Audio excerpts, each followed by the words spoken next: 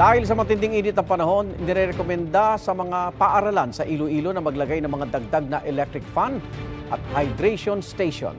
Problema rin ng mga residente sa Iloilo ang epekto ng matinding init sa kanilang mga alagang hayop.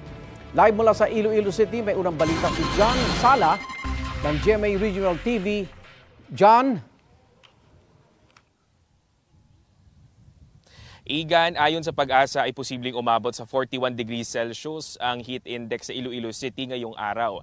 Kaya hindi lang mga tao, kundi pati mga hayop ay kailangan protektahan sa gitna ng matinding init.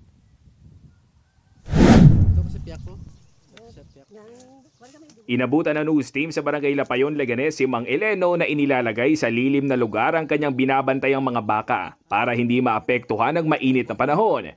Ang pagpapastol sa mga ito, itinataon rin niya sa mga oras na hindi pa masyadong mainit. Pasulungan lang yung sapat para hindi matamaan. Good life lang malupog sa init na. Ayon sa Pag-asa, umabot sa 40 degrees Celsius ang heat index sa Iloilo City, Dumangas, Iloilo at Rojas City, Capiz kahapon March 6. Kung ang init na nararamdaman ng tao ay nababawasan sa pamamagitan ng pagpapawis nito, ang mga hayop, limitado naman ang sweat glands. Dahil dito, maaring mapagod ang mga hayop, ma-dehydrate at ang iba naman, maari pang mamatay. Paalala nito sa mga nag-aalaga ng mga hayop, maglaan ng tubig na maiinom. Para nga anytime nga may uhawon siya, maka-access siya dayon sa tubig. Apektado rin ang matinding init ng panahon ng pag-aaral ng mga estudyante. Ang DepEd Western Visayas nagrekomendang maglagay ng hindi bababa sa 2 electric fans at mga hydration station sa mga silid-aralan. Para sa mga kabataan, para hindi sila mga kabatsyag sa exhaustion, kiti wido mapaang atong sa mga classrooms. Sa Halandoni Memorial Elementary School, wala ni isang classroom na may aircon. Noong nakaraang school year, ayon sa isang guro, maraming estudyante ang sumama ang pakiramdam dahil sa matinding init.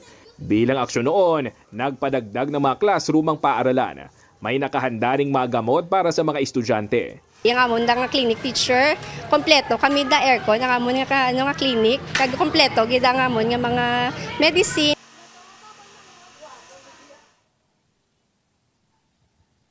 Igan, inihahanda na rin ng Iloilo City Disaster Risk Reduction and Management Office ang heat plan para sa vulnerable sectors. Pinaalalahanan din ng publiko na magdala ng payong o anumang proteksyon sa matinding init tuwing lalabas. Igan?